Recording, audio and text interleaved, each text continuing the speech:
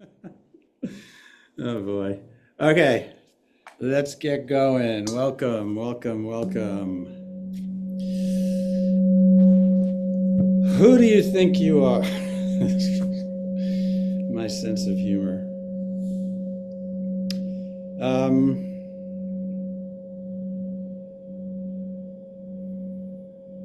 hmm.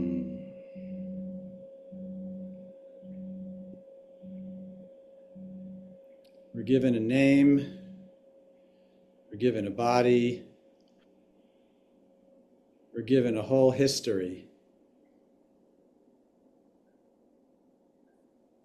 Who were you before you were given the name? When did it start? What is it that started? Did a switch all of a sudden flip?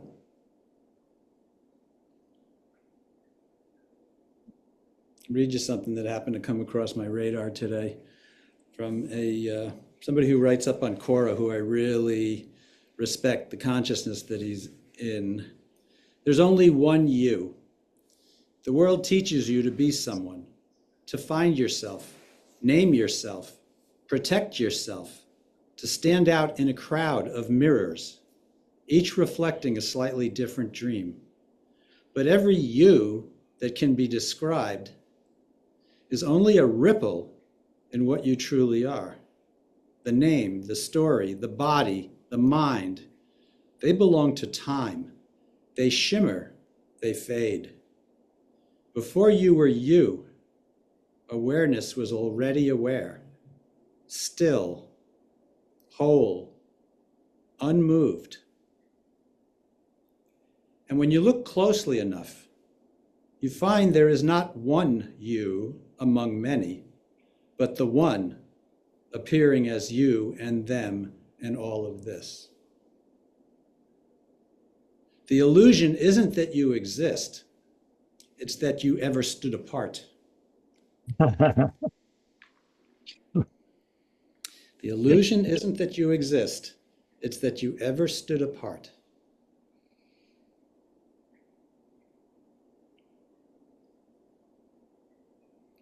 Just what is going on here? Who are we? Great book by Stephen Levine called Who Dies? And basically what he says is, who you think you are will die. Who you actually are will not. Because it was never born. What's going on here?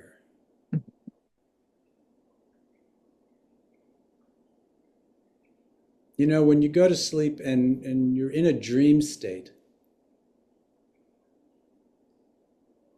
the characters sure seem real, don't they? They sure seem to exist. They sure seem solid at the time. And then you wake up and where did it all go?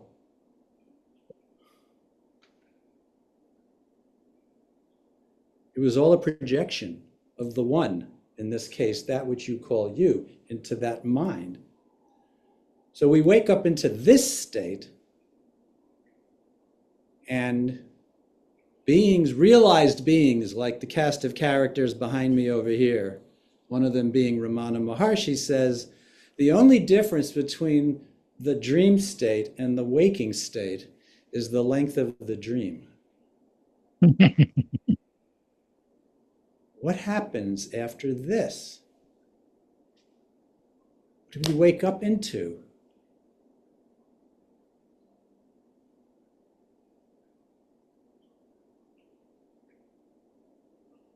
What was your name before your name was assigned? What was your gender before your body took form?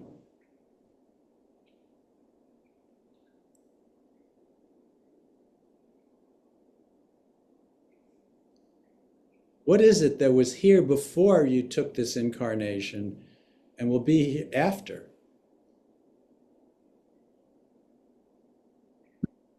Who you think you are doesn't relate to that question, because who you think you are came online during this incarnation through the nervous system and is going to go with the nervous system. But what was there before? And what is there after?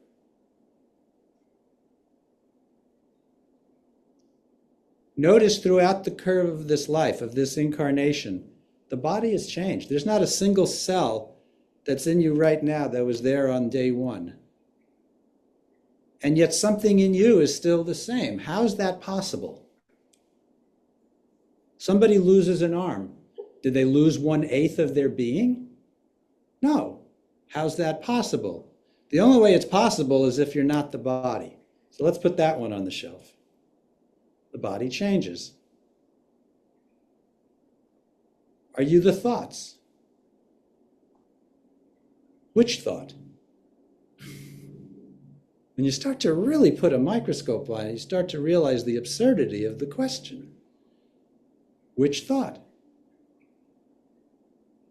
Well, that thought came in, and then it was here for a moment, and then it died. Here comes Dylan. How many thoughts came through your awareness throughout this incarnation? Which one was you? Was it a collection of you? You take a bunch of them, put them together, and they form a belief system. Well, which of those beliefs is you? The truth is none of them. And yet, through the magic of mistaken identity, people are willing to kill each other over protecting beliefs. What's the mechanism that causes that level of intensity, commitment, to need to protect that? We'll come back to that in a moment. Feelings. A feeling comes, it's here for a while, then it changes. Are feelings you? Which one? The worst ones, the most painful one. That's me. There are some people who walk around like that. The best ones. I don't know. Who am I? Which one? Emotions. Same question.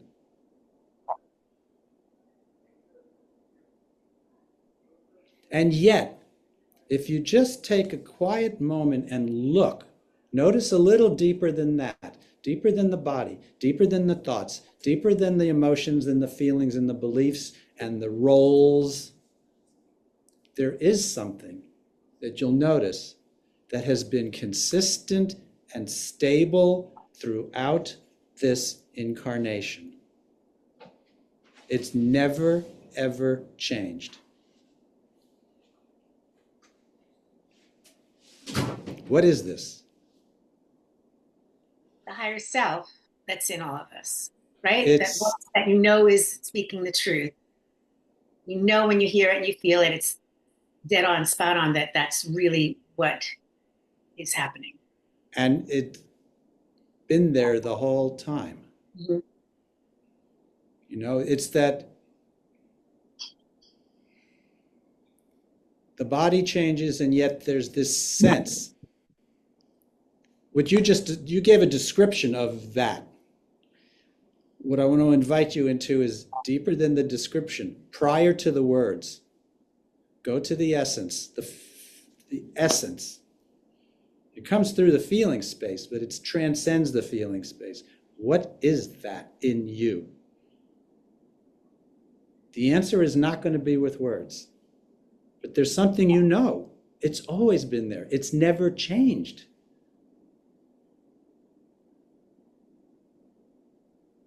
We have words for it. You know, we call it awareness. In the Hindu system, it's known as Sat Chit Ananda, truth, consciousness, bliss. Joy is another word. Not bliss like you're out of your mind running all over the streets going, wah! That's the ego's idea of bliss. There's just this quiet, consistent, never-changing fountain of truth, but not truth as facts. Truth is a structure. Truth is a vibration. It's not facts. Facts can be argued about. This is deeper. So Eric, the words I would use is conscious awareness. Conscious Right? awareness. Yeah. Right. Yeah. So in other words, you can't put words to it, but you can observe the ego chattering away, playing its defensive role as an example. Yeah. And just like you can't bite your own teeth, if it's something you can observe, it can't be you. You can't bite your own teeth because you're you. But if you can observe thoughts, then the thoughts can't be you. If you could observe feelings, then the feelings can't be you. Emotions, beliefs, sensations, the body. But what is it? Because it's in our field, it's in our experience. That's undeniable. I asked earlier on, what's that magic mechanism that causes the problem, that causes people to kill each other over belief systems? Mistaken identity. That's what it is. Well, I like what you've said to me previously, which is beliefs are nothing more than a collection of thoughts, right? And you get so defensive about those beliefs. That's what causes suffering, right? Individual suffering and group suffering. And as you stated, creation of enemies. But the reason why we get defensive of the thoughts, another word for that is saying we need to protect the thoughts. Right. The need to protect, the ego's job is to survive. It's a given. It's a necessary thing. There's ways of transcending it. We're not designed to just stop at ego development. We're designed to transcend it. But the ego plays a role. None of us would be sitting here in a body right now doing whatever it is we're supposed to be doing in this incarnation without the ego. So God bless the ego. That's not the issue. The issue is the ego thinks it's the thoughts and it's the feelings and it's the body. And then it convinces us that we are that. And now all of a sudden we get invested into having to protect it. And somebody challenges it, and it is actually perceived by the ego as an existential threat. Yeah, Rafa. Can I share something I wrote in my journal after the ceremonies in Mexico? Yeah. Because it's related to what you just said. Yeah. Talk a little louder. Yeah. Can you guys hear me?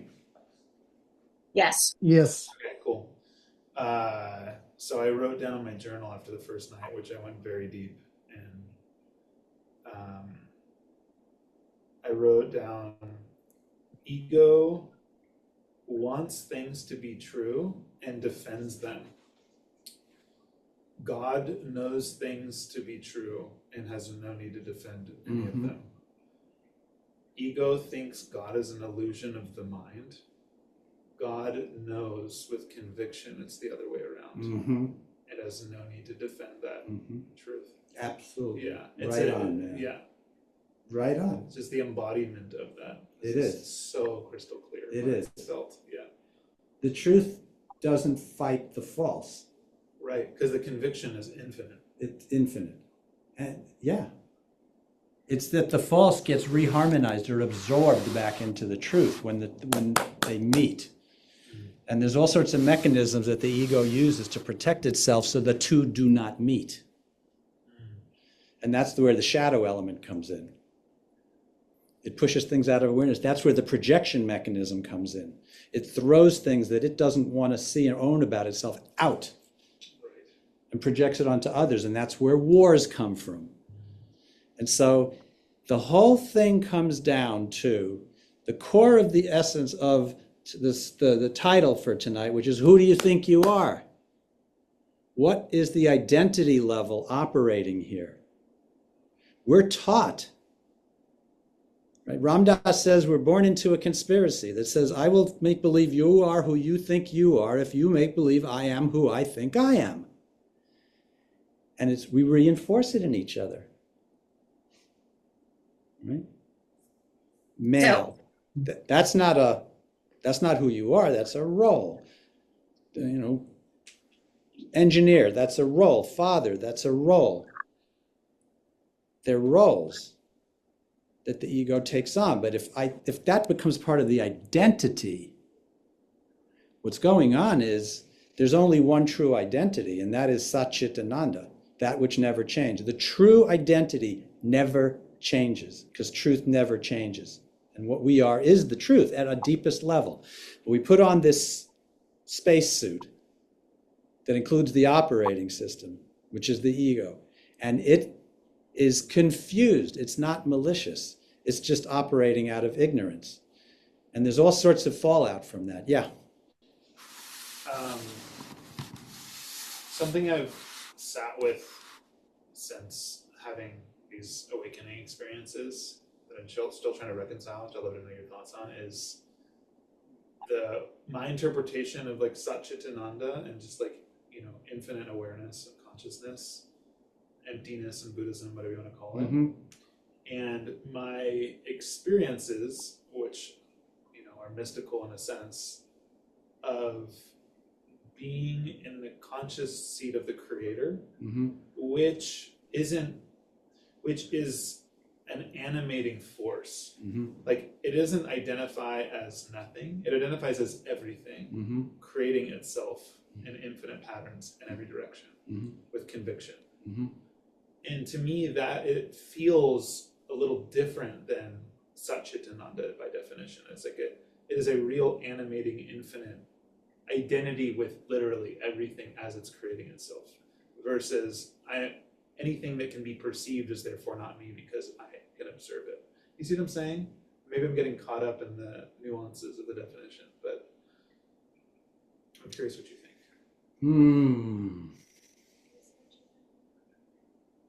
Truth, consciousness, bliss. In its deepest absolute state, its nature is truth, consciousness, bliss. As it starts moving, Mm-hmm. that's when it moves into the creative, dynamic Shakti Shiva dance of creating more and more form. It comes out of the most subtle, right? Which is. Is it not always moving though? Like, is the idea of it not moving? I can't tell you that other than coming into a conceptual space, because I have Right. not experienced it direct. I've experienced incredibly deep stillness, Yes. and it sounds like a paradox, but out of the stillness comes the movement. Yeah. I don't want to go into concepts, so I No worries. can't. I was just curious. Yeah. It's something we could sit together with and really go deep on Sure. and see what shows up and go back and forth about it. But I think it's going to take us off track tonight to go that far in. So can I add something? Yeah, come on, Dina. All right. So I do this prayer as a self-realization fellowship prayer for when I eat. I didn't do it just now because I wasn't, but anyway, usually I do this prayer. And what it is it says, we are the petals, but you are the flower. It's life, beauty, and loveliness. Permeate our souls with the fragrance of thy loving presence. So for me, that is, we're an extension of that, the divine. I call it God, whatever you want to call it, but we're an extension of that. And I think for me, the ego is trying to throw us off. Maybe it's challenging us to go deeper within our spiritual path and our spiritual beliefs and understanding. But it's the ego, I feel like, is not, you're saying it's not malicious. It's not malicious, but it's not the truth. And it throws us off from realizing that truth, that is, we are an extension of that. That is what I think we are at the core. This is the body and all that. That's our vehicle to go through this life and get the lessons we need to learn and go through the experiences we need to go through and go through fulfilling the karmic debts or whatever that is that we may have. But what we are is we are part of that. It's like the wave of the ocean. That was another one that I got freaked out when I did a medicine journey. And Dawn said, well, you go into the ocean. I'm like, I don't want to just be a wave. Like I want to have an identity. Like it freaked me out. But There it is. But I'm starting to really understand that. It's like we are an extension of the ocean of God, a flower in the garden of God. The garden. He's the garden. We're the flower. He's the flower. We're the petal. He's the wave. We're the wave. He's the ocean. Like I feel like that's who we are, and we're all connected. Yes, yes, yes. And that part that freaked out when Don suggested that you're not just the wave. The wave, the part that freaked out there was called the separate self. Mm-hmm. That's the ego. It believes itself to be separate. It believes itself to be separate. It's part of it, as I said, is it's got a role here on the biological level, but there's something more going on at that point that, and just think for a moment if I really want to take us down this road. No. What you felt was the part of you that was identified as the separate self when you had that little freak out. Right. Yeah. The part that you feel when you are really at peace in yourself is the deeper truth of what you are. And they both exist in the same space of experience. Mm-hmm. They're both broadcasting in a sense, if you want to think of it that way. And you are like this receiver where you're tuned to these different frequencies. Now,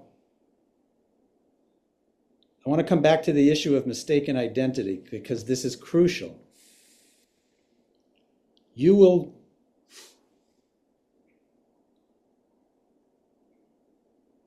if you think you're the ego, and the ego displays, basically in the ego's mind, there's only room for one, and it's itself. It throws God off the throne, to use the terminology of Course in Miracles. And if you think you're the ego, then you have to believe you are a separate self. You are a separate body with a separate private mind that nobody knows about, and you have to fend for yourself because you're separate and distinct from the entire universe. That's a scary place to live. It's also not true. So what we're talking about here is the Course says there's only one wound to be healed. Because look, we think we've got all the trauma, we think we've got all the wars and all the famine going on and all poverty, and you can go right down the line and disease and everything. The whole thing. Course says you think you have 82 different things to fix and heal, but you really only have one. And that is the belief that you're a separate self. Mm-hmm. The separation wound. Because I know lots of people here have been on psychedelics, so you probably have had that experience, even with or without. I've had it in both modes of being really at one with the totality. What's that like? Anybody want to give a few sentences? Bob, you're muted. Yeah, I see that. So I had my second journey with Eric just a few weeks ago. And so the first one was psilocybin a year and a half ago, just to put in perspective. And that was an enormous benefit, a war between the ego and psilocybin's no contest. And then you add it, and you add Eric's magic touch, which is a lousy description, but I can't say enough about the necessity of preparation, then the journey with the guidance of Eric, and then the integration, which so all three are necessary. But so the more recent one, and I'll skip all of everything that led up to it, was began with psilocybin, then we moved to MDMA, and then finally some syllables I can't even pronounce, so I'm not even going to try. But the key thing I wanted to bring up, and Eric knows why I know why Eric's laughing, is that in MDMA, after the psilocybin, I have never in my life been so physically, emotionally, spiritually at peace. I have never, ever. It was like an amazing place. And when you're there, what happens is now you're receptive to so much more. I mean, it's just been a breakthrough. So it's not a one and done or two and done kind of process, but being an engineer by mindset, to put a label on myself, I'm quite analytical about my progress going along. And I was at depending on the metric, 50 to 75%, and this just broke through another level, or I should say differently. provided the opportunity for me to take myself to another level. I have a beautiful story that happened today. I'll share separately, with regard to how I was able to help my sister in this process as a result of this. But I'll just have to say, I just want to summarize to say that the combination of the specific psychedelic protocol and Eric's pre-journey and post has just done wonders for me and my family. Thanks for the endorsement. I'll send you your commission. The reason why I asked the question, and it transcends the question of psychedelics, is when you've been in that state, the key is safety. When you're in the state of depth, of truth, you are infinitely safe, because if you know that you're the infinite and you're the infinite radiance, what can possibly harm it? It's the undefended self. It's the undefended self. So there is no need for defense at the level of truth of what we are. All the ego knows what to do is defense. And that's why being in truth feels expansive and open and relaxing and just flowing, and you're open to surprise because creation is operating through you as you. And when you're in the ego, the signature of that is constriction, tightness, angst, anxiousness, a shitload of what if questions. You could feel the difference. That's the key. Just feel the difference. And both are always here. It's about which do you choose? And because that choice, as you keep choosing over and over again, is going to strengthen the identity of that which you choose and weaken the identity, or occlude the identity, depends which way you're flipping the rock, of that which you're no longer choosing. So we are born into an entire, this is the matrix. We're born into the matrix. But what exactly is the matrix? It's the inherited belief systems of what we're told we are, which is fundamentally in denial of what it is we actually are. And so what is the process? What is the spiritual process? It's this process of learning, unlearning, disconnecting from the false identity, and tapping into the depth of the true identity. That's all it is. That's really everything. And so the interesting thing about the title for tonight of Who Do You Think You Are is you can't get there by thinking. Because who you are is, you take the total power of the mind, which is incredibly powerful, and compared to what we actually are, it's a thimble. It's a thimble in an infinite field of awareness. It's also the cause of suffering. The separate self is the cause of suffering. Yeah. And so, but there's another level to it. It's to the degree that you are identified with the separate self is like the accelerator pedal on suffering. The more identified you are as the separate self, the greater the suffering. As that starts to loosen up and become more transparent and become more porous, then the suffering goes down and down and down until it really does disappear. Suffering's not here like some Woody Allen movie for the sake of suffering. Suffering is here to wake you up. It's here to wake us up. It's the 2x4 that cracks the ego constriction. And so as we awaken, it's just not needed anymore. It diminishes and diminishes. That's not pain, right? Pain is I stub my toe. Suffering is getting angry at myself for stubbing my toe. So our practice, all the various practices we do, is to relax that mistaken identity.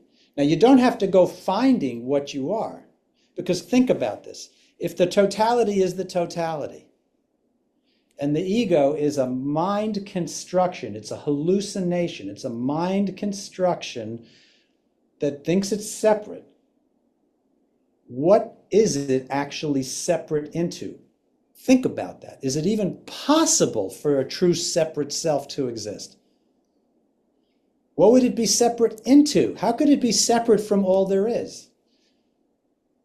Doesn't take a lot of logic to realize it's ridiculous. It's not possible. But over decades and decades of buying the story and buying the story and buying the story, it's frog in the boiling water. It gradually changes your perception until you start to feel it to be more and more and more real. Let me just finish. But once that loosens up and that identity starts to come apart, it's like a cloud dissipating. What's it dissipating into? The truth of what we are. So you don't have to go finding yourself.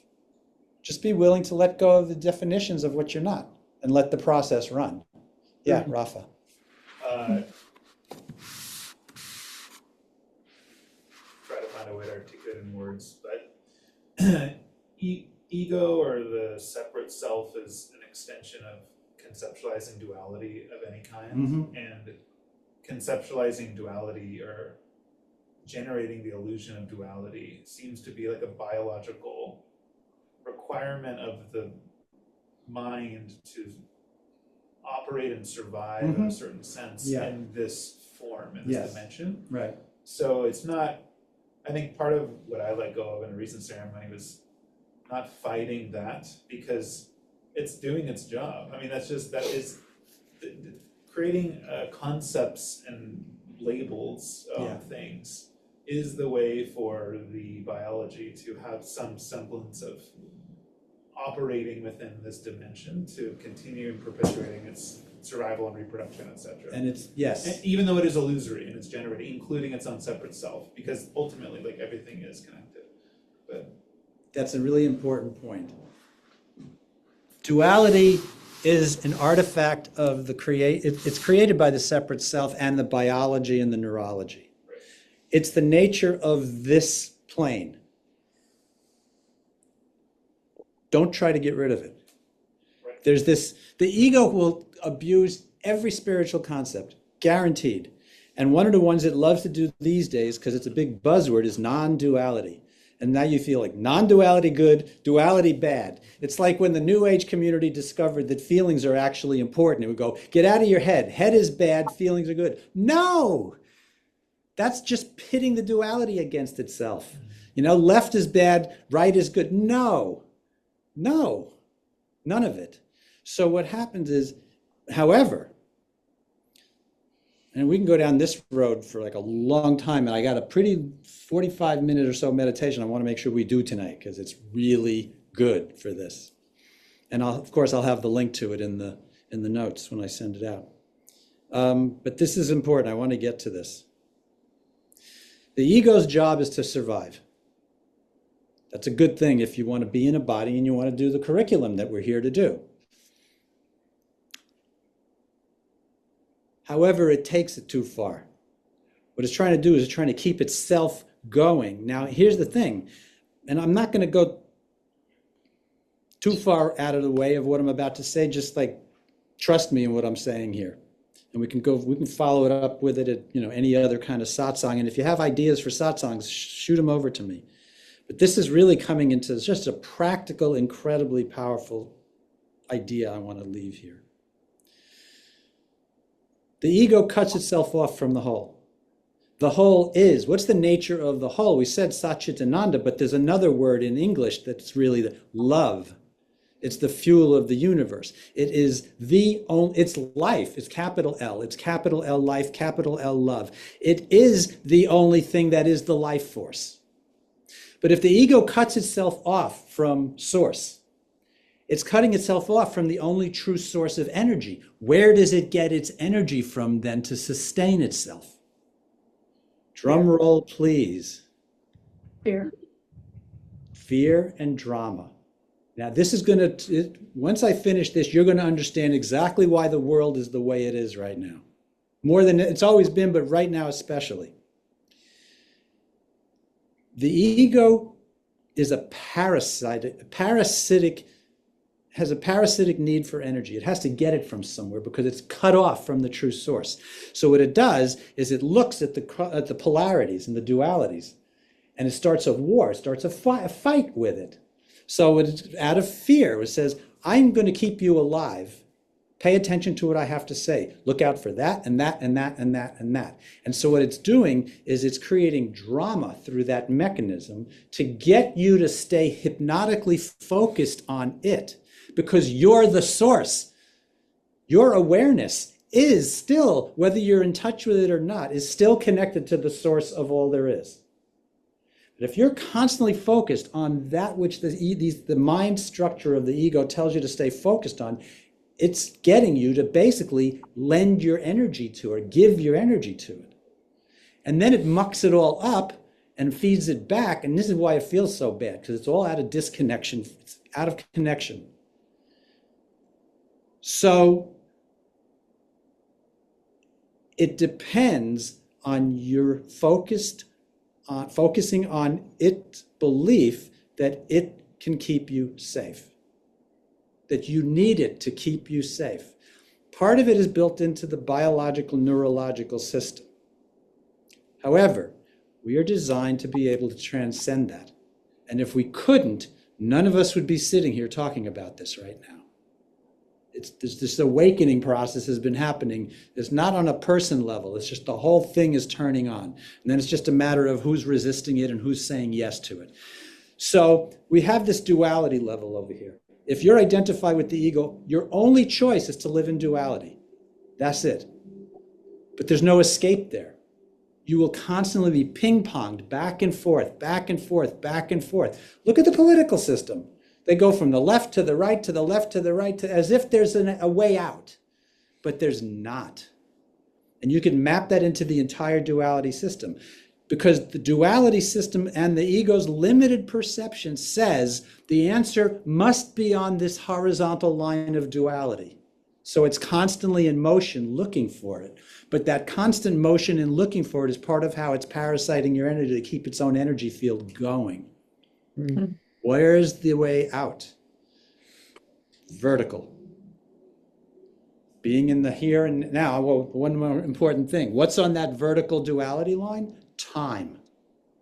But it's ego's definition of time, where there's an ever-increasing thing called the past and an ever-decreasing thing called the future. And this infinitesimally tiny sliver of this thing called the moment, which is so infinitesimal, forget about it. It's not worth doing. So it devalues that. And what it has you doing, you, me, us, is constantly going back and forth between the fear, the regret, and the guilt of the past and projecting it into the fear of the future. And that's all it's doing. There's no way out. But where's the way out? Where's the exit ramp? What's the doorway? Presence. Presence is here now. Here now doesn't exist in duality. Be here now. He was right. Ram Dass was right. Neem Karoli Baba is the one who told him to be here. And so he's the one who was really right. Be here now is going vertical. Where's the beginning and the end of now? There isn't any. There isn't any. It's the infinite, eternal. Where's the beginning and the end of here? It's the infinite, eternal. I'll come to you back to you in a second. So when you're getting angst and caught in the whatever, be here now. See, when you're caught, you forget. You forget to be here now. You get caught up in the busyness. I got to get to this job because if I don't, I'm going to run out of money. You know, there's the conscious part of why you got to do it, and then there's the unconscious part. It's always going to come back to, I will die if I don't do whatever. So once you notice it and you bring yourself back into the presence, breath is a really important, good way to do it. You just let go of that duality dance. The duality's there. But now what you are, when you're in your centered place on that map, you are at the exact nexus point, the convergence point between the vertical and the horizontal. That's the still point. That's the place where consciousness and the infinite comes through, where it is still, but all the motion happens through that. So is it basically like, rather than getting caught up in the single plane of duality, it is being here and now and almost making you, not fighting duality, but making use of it as a map. Exactly. It's like an illusory map. Yes. That is a tool for love or God or whatever to explore and expand itself into the direction of conviction. Yes. Yes. And you're working with it. Yes. And so now what you're doing is you're operating in the duality plane, but from the non-duality awareness. Right. That's the sweet spot. Yeah.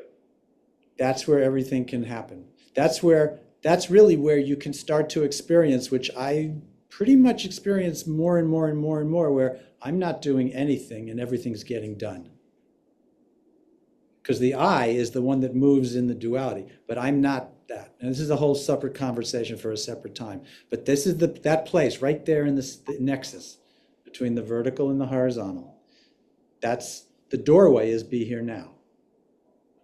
And through that, you're in awareness, and awareness is corrective, and awareness is the infinite. It is the infinite. That's why it's corrective. It's infinite resonance of truth. And the ego can't stand a chance in that. But it's not that it just is like it dissolves it and it, it's that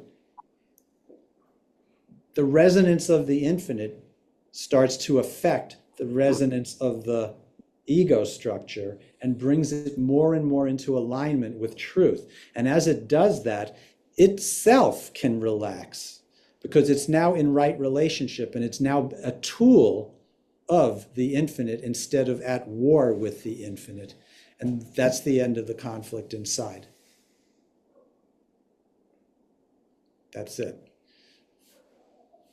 Dylan, you wanted to say something?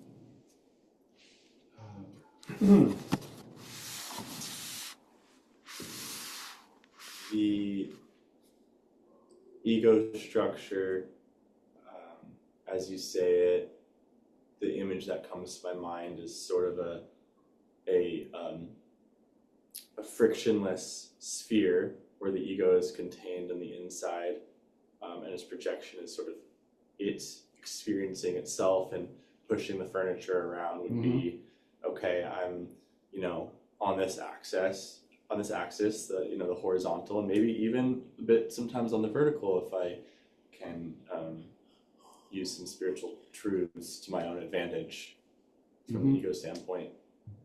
And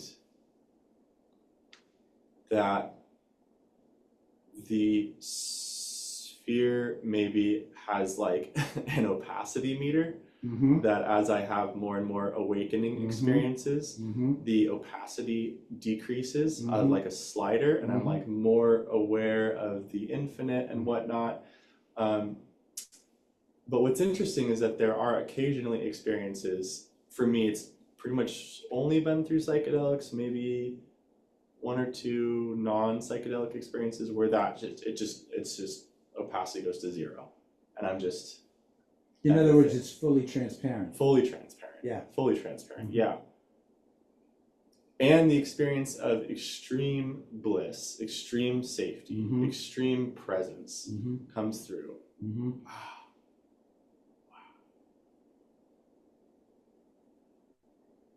And yet after that experience, I quickly come back to the defense mechanism again. I need to be this self-contained. I will not see the all because that's too dangerous.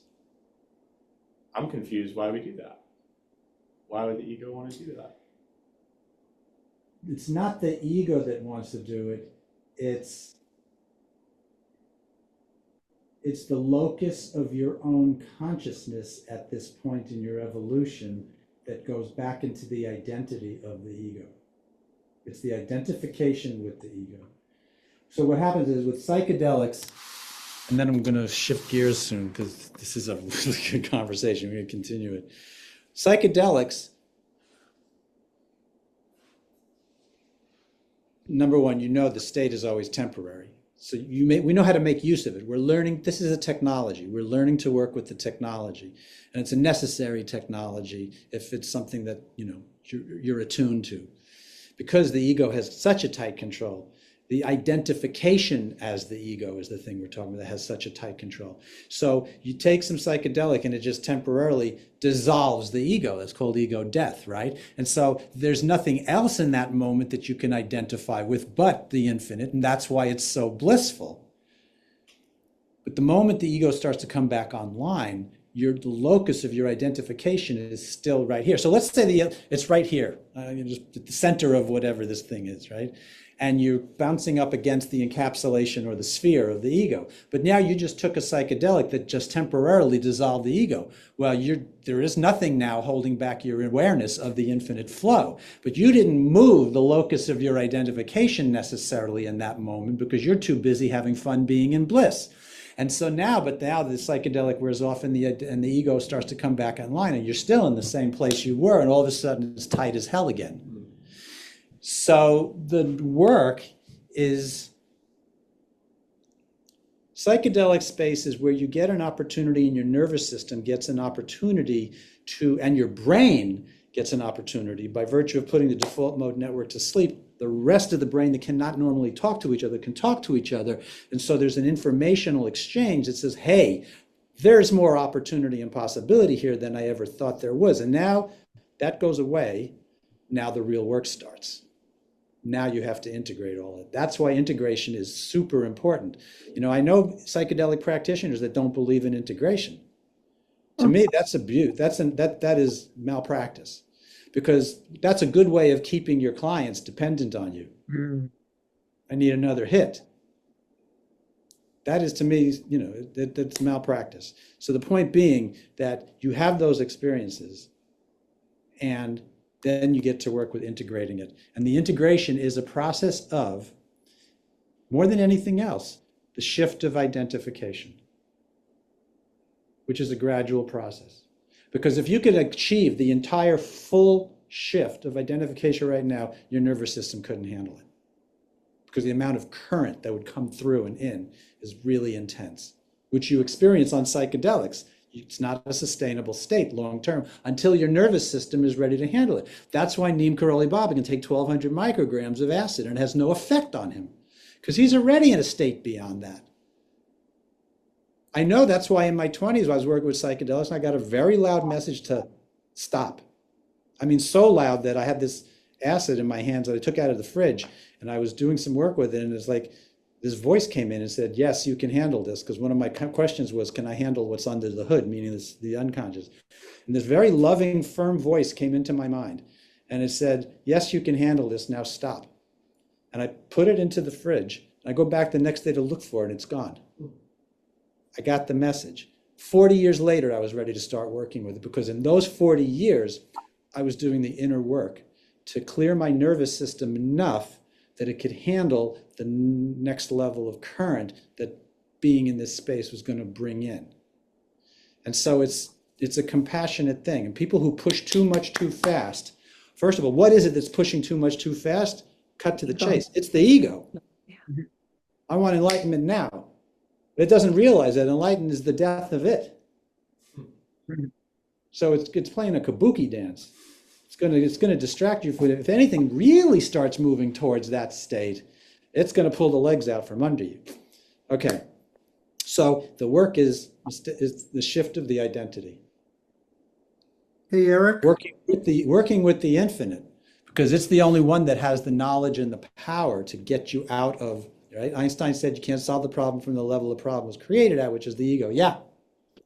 If I may offer a suggestion to Dylan that worked for me, or is work in progress for me, that feeling of bliss, the statement of bliss, where basically your ego is death.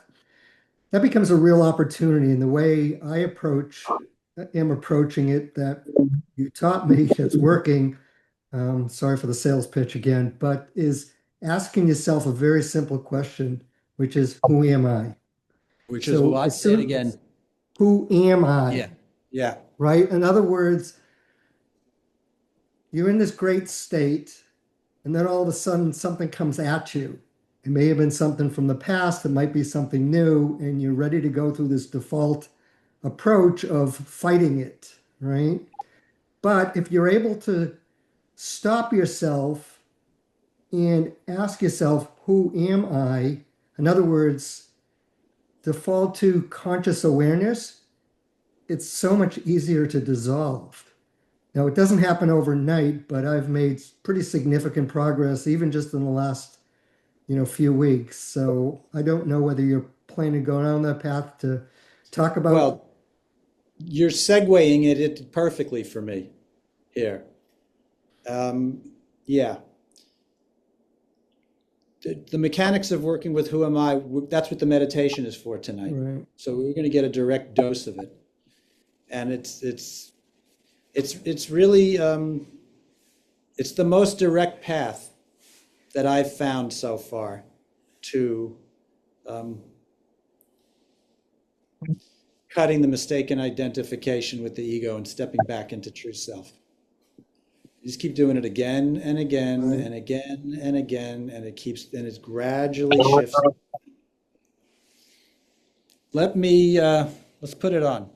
It's about a 40-something minute thing, so just go with it. It's Nisargadatta, one of the realized masters, a master of this. The two teachers that really are prime for working with the I am is Ramana Maharshi and Nisargadatta. I think we'll continue in another session with how to work with I am in an affirmative sense. Today we're going to work with it and we're just going to work with it. I'm not going to qualify it.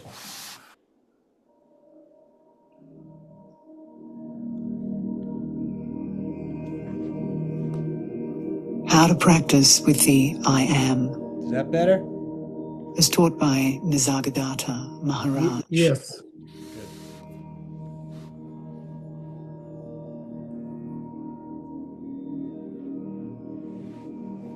Begin by resting with an awareness of being,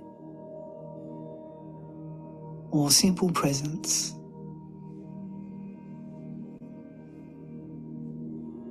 Without seeking for anything in particular, or striving to reach a state.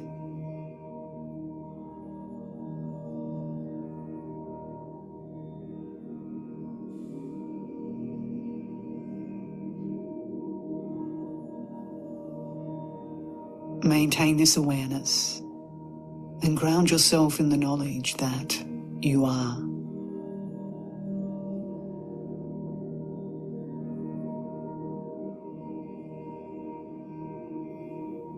This awareness of being is known by the sense of I am.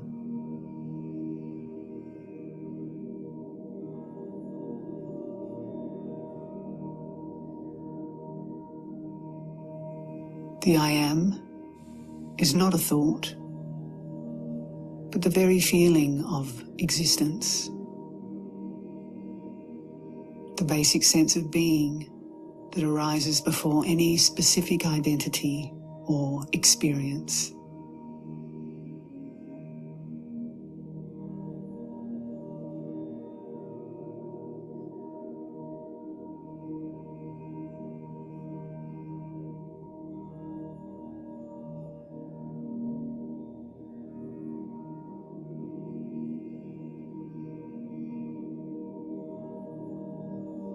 Do not add or complicate this knowing of just being the I am. Refrain from adding anything to it.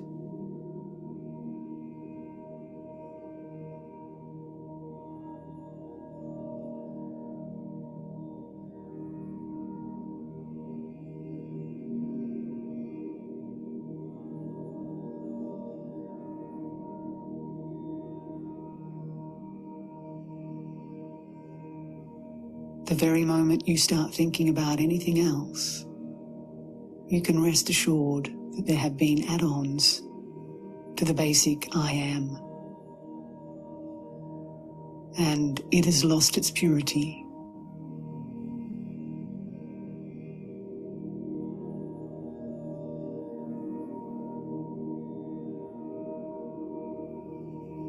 Let go of any ideas, words or concepts, such as I am this, I am that, I am so-and-so.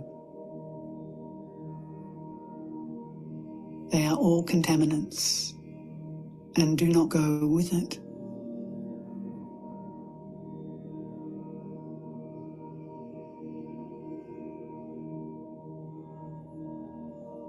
Do not add a new identity to the I am,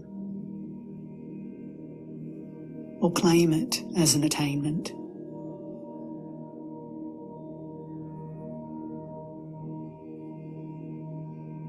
Just be and know you are.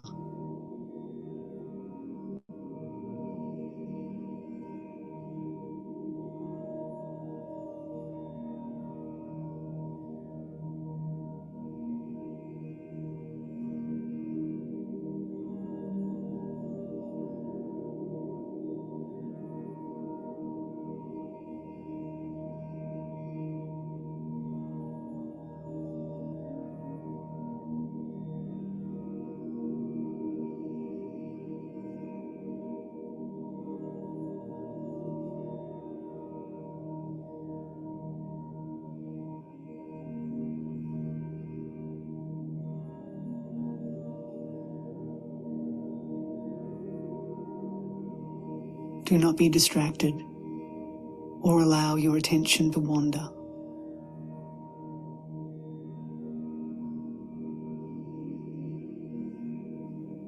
But do not try to control the mind, but understand its nature and gradually release your identification with it.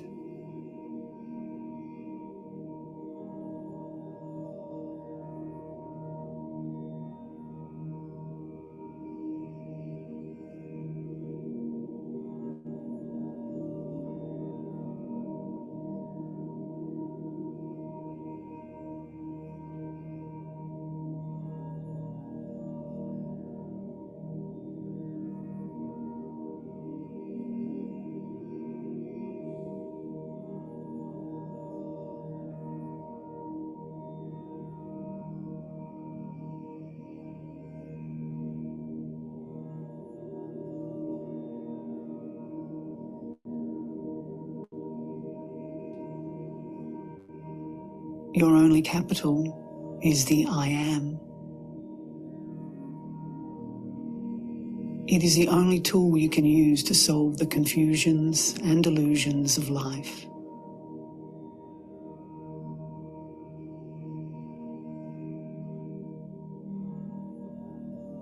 The I am is in all, and movement is inherent in it. Simply be aware of this sense of being.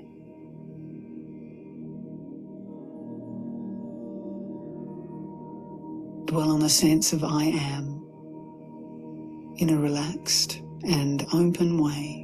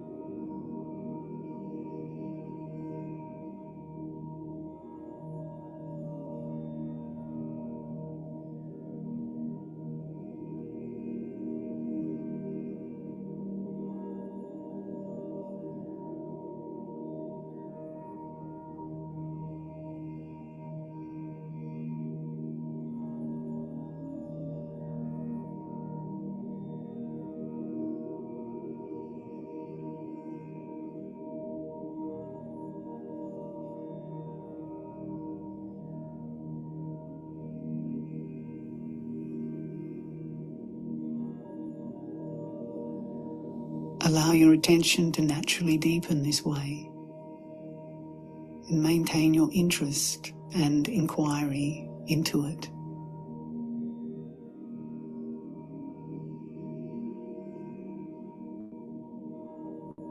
Commit to not wavering from it.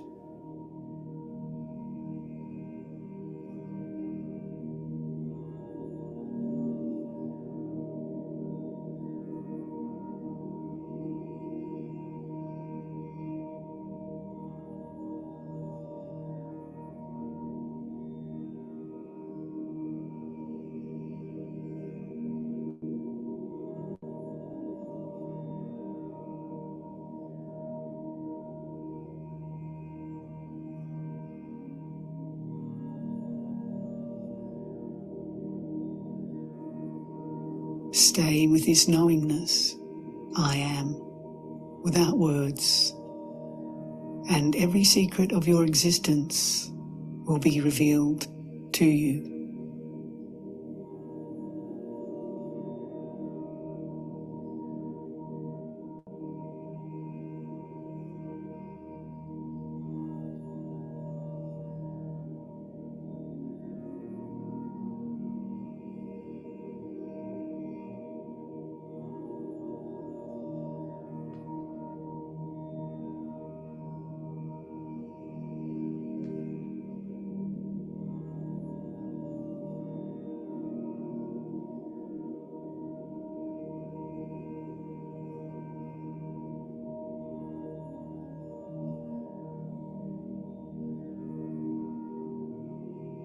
Come into full awareness of the presence of this living experience, the totality of this mind and body.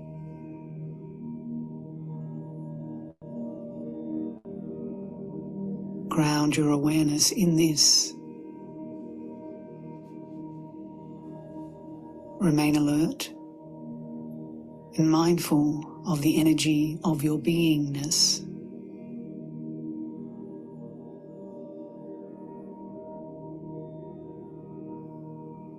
Observe any thoughts, feelings, sensations and perceptions without judgment or identification.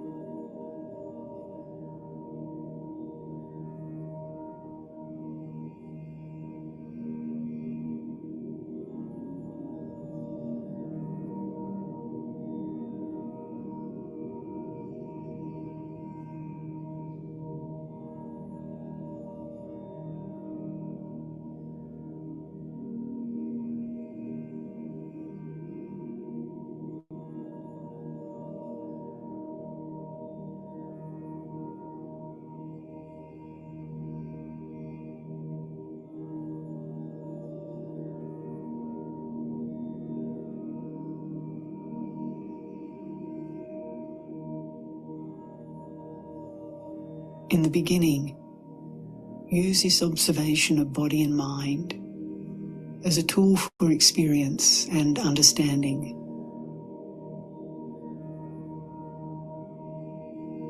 But know that these are not the source of consciousness or identity.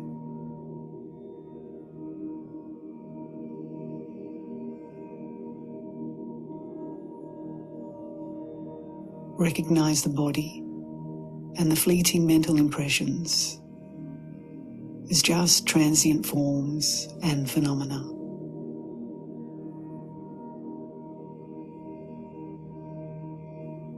Relax and gently meditate on the I am without clinging to the body-mind.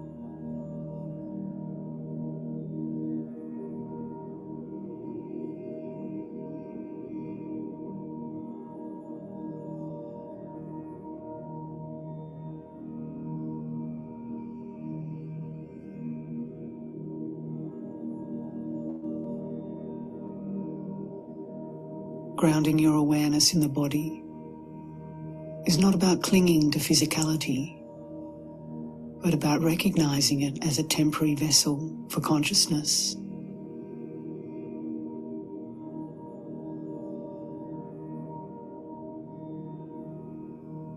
The goal is also not to reject the body, but to realize the reality that is beyond the body's limitations.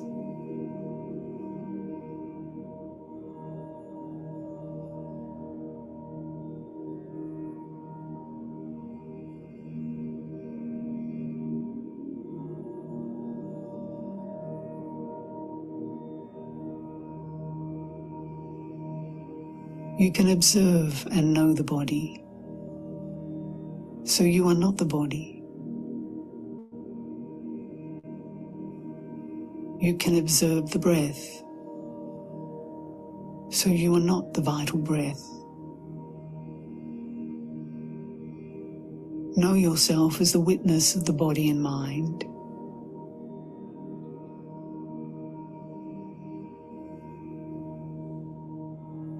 Whatever happens, happens to the body and to the mind.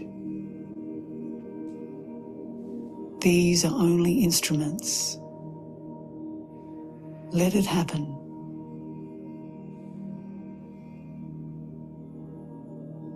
Just remain aware without identifying and grasping them.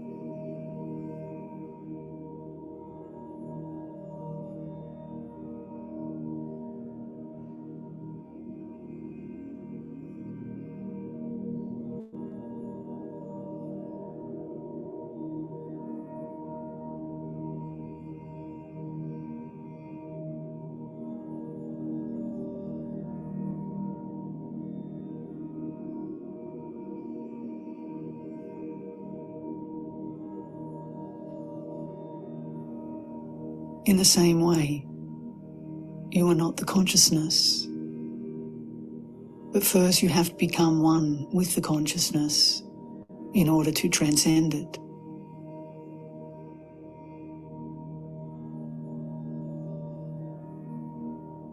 Do not get entangled in the contents of consciousness. The very root of this consciousness is the felt sense, I am. There is no personality or individual there. Reside there and transcend it.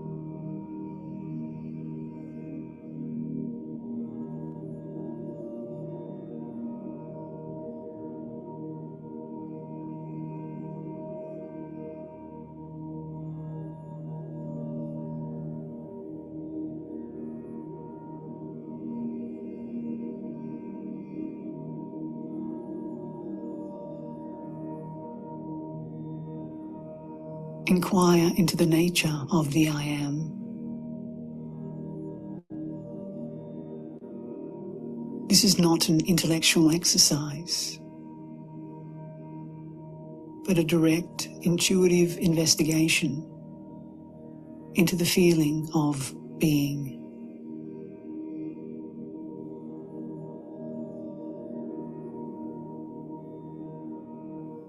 This felt sense of I am is the root of all. Yet, it is not you.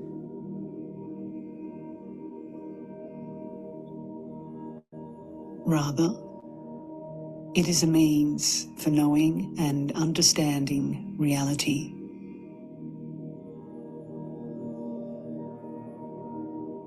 Once its purpose is served, it too must be let go.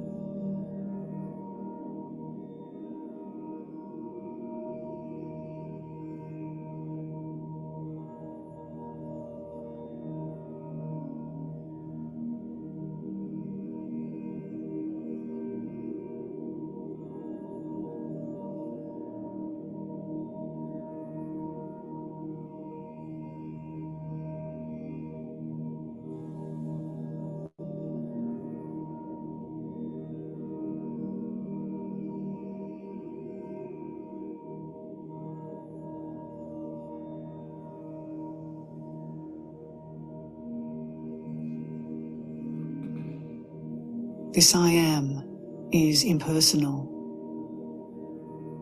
It's common to everybody and wordless, free of concepts.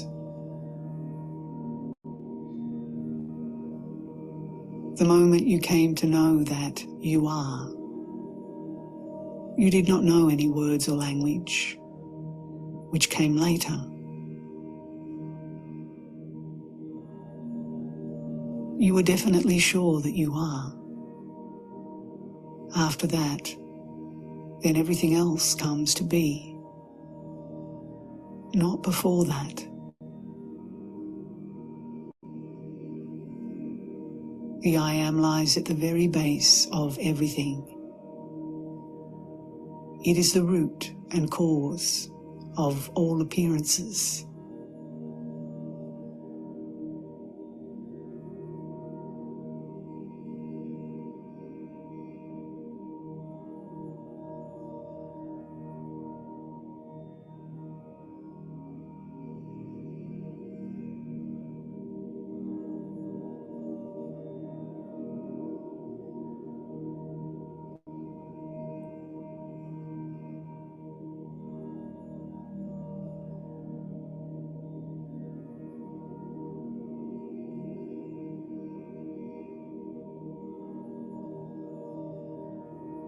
At the moment, all you know is the I am consciousness, which is a product of the 5 elements, the 3 qualities, or the food body. But you are none of these.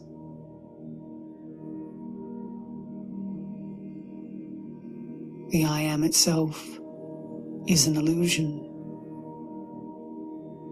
It is time-bound and thus impermanent.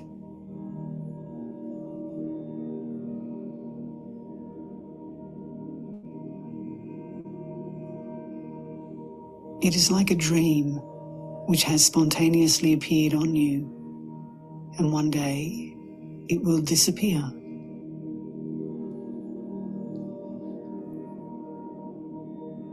You are not the I am. You are prior to it.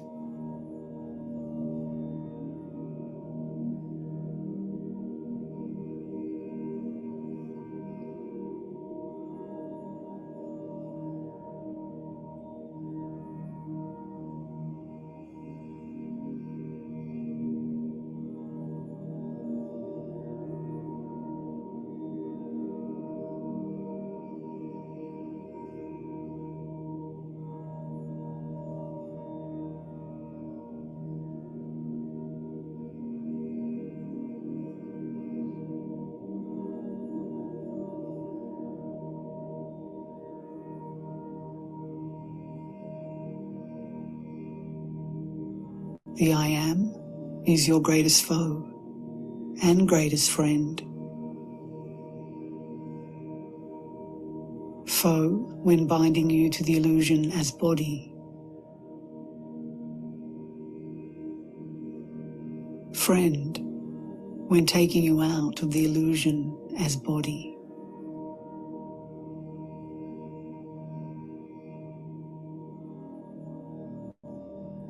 When a sense or feeling I am appeared on you, it fooled you into believing that you are the body, the thoughts and feelings, and later on that you were so-and-so. It strengthened the illusion even more as time went by. Conditioning strengthened. And so the illusion of divisions and separation increased, creating turmoil and suffering. In this sense, it is your foe.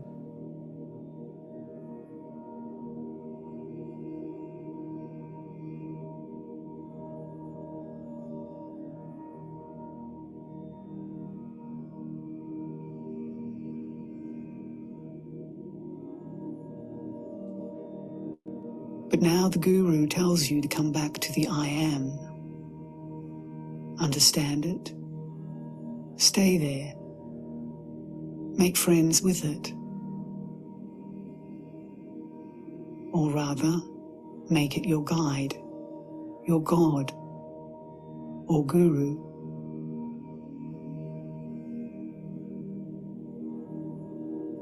Doing so, the I Am will help you break the illusion, and it will itself lead you to the source.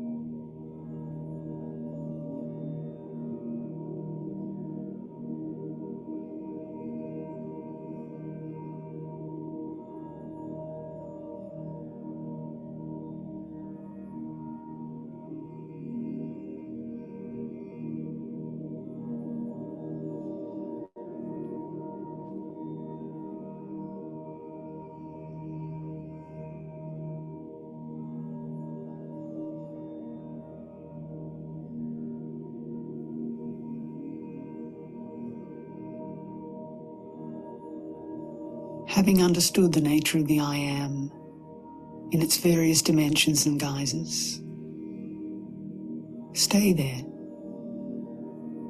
and do not deviate from it.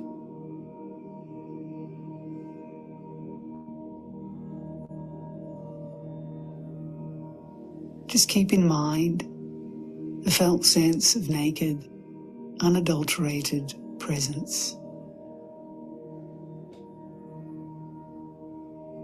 Put everything aside and come back to this basic sense of being in all its simplicity and purity, and it will heal your mind.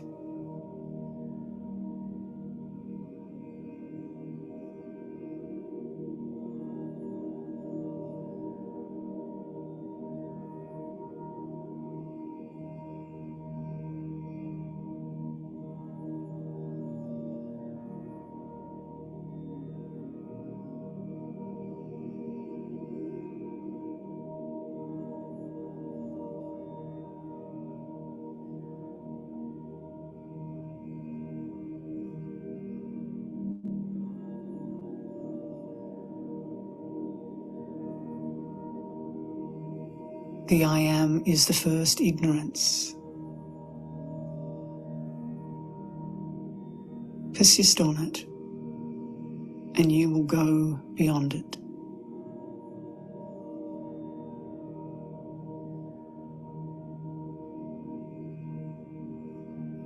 The I Am has brought you in, and the I Am will take you out.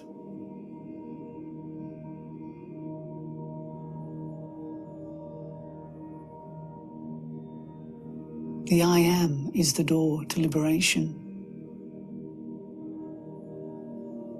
Stay at it. It is already open.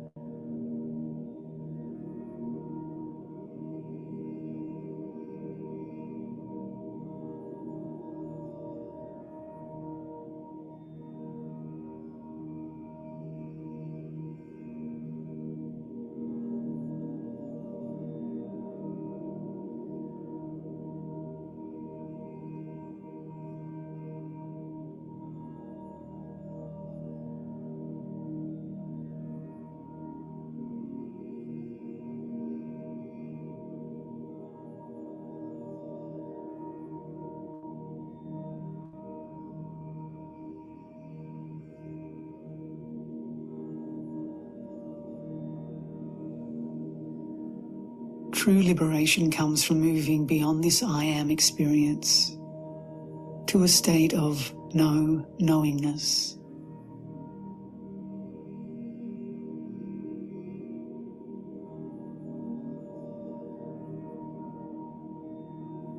All that appears and disappears cannot be true, and since you are a witness to it, you stand apart.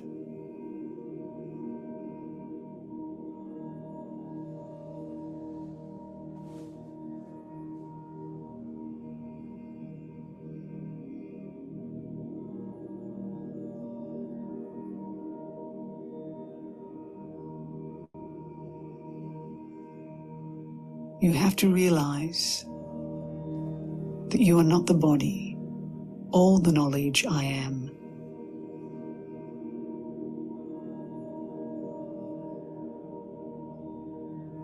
As the Absolute, you are neither, nor do you require them. The I Am knowledge limits you in time and space.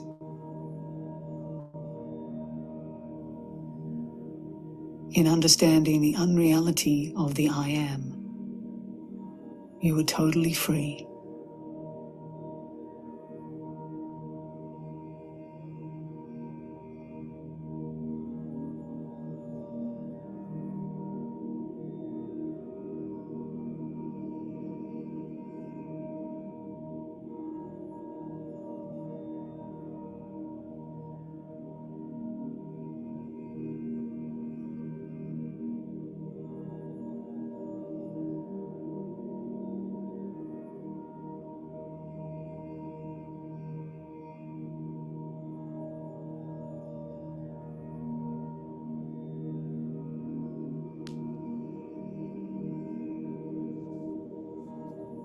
The I Am is a provisional understanding or beingness that acts as a cloak over the ultimate reality.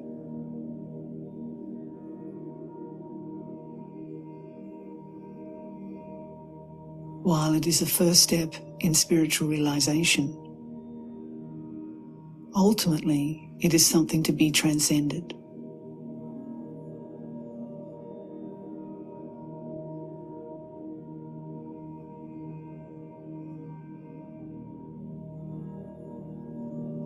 The sages and enlightened ones first recognized the sense of being,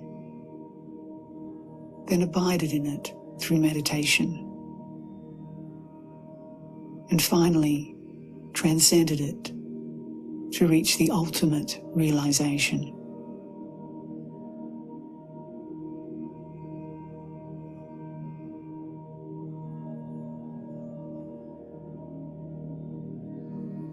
When you realize that you are not the person or this felt sense of I Am, but the witness only, and that pure awareness is your true nature, then you will be free.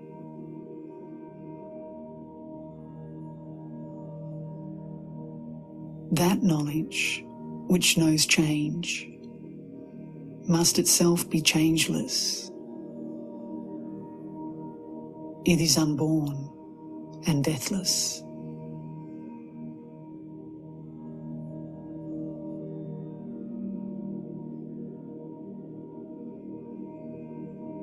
Relax and stabilize in this witnessing awareness, and release your identification with the body and mind.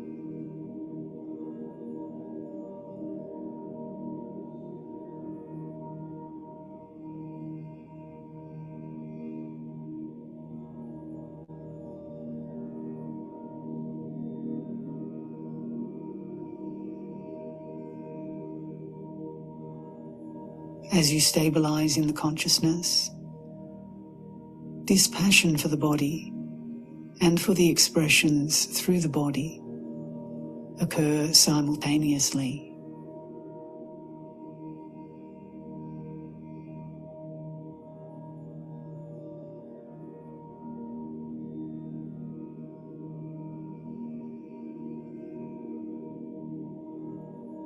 you will know yourself not as an object in consciousness, but as the changeless, unchanging background upon which consciousness appears and disappears.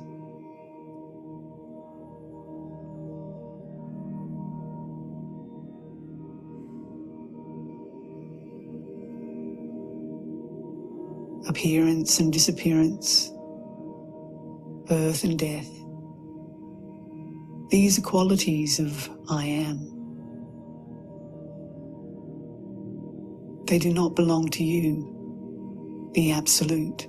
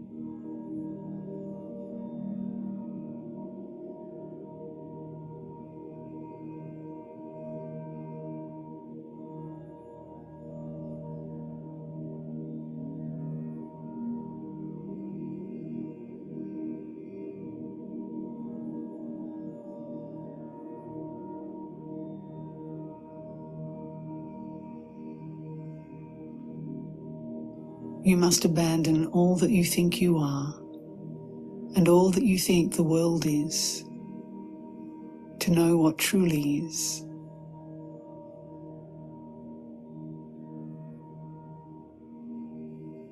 The real is beyond concepts and names.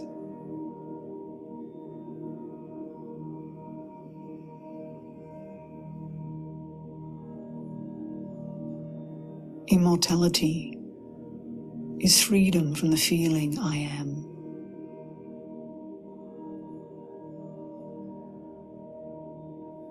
And to have that freedom, you must remain in the sense I am. It's simple, it's crude, yet it works.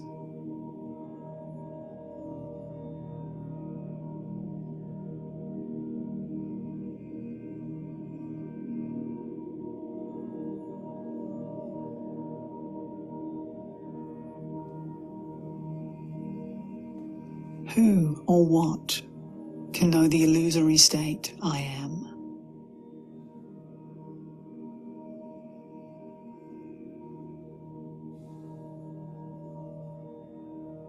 Only a non-illusory state can do so.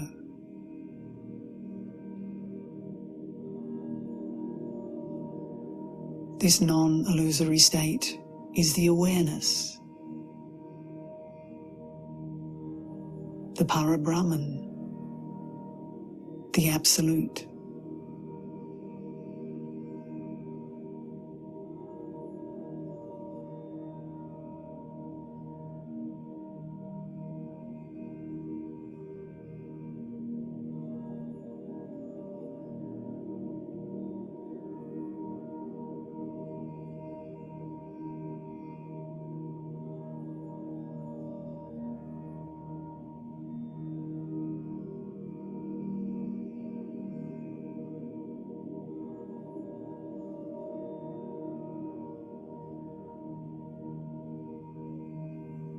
One who has realized the knowledge I am, which means transcending it as well.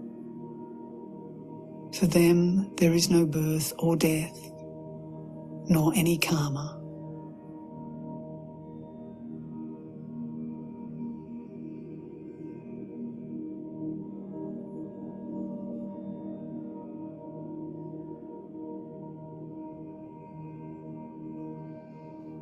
The state where there are no needs, no desires, and no identification. That is the Absolute.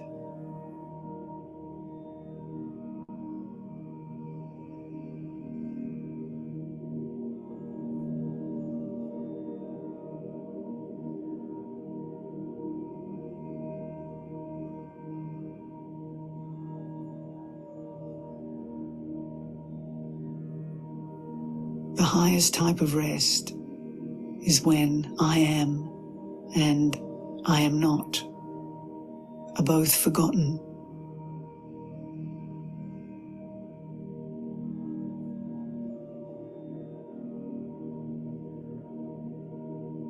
It is total rest, complete relaxation, and utter quietude in the highest state.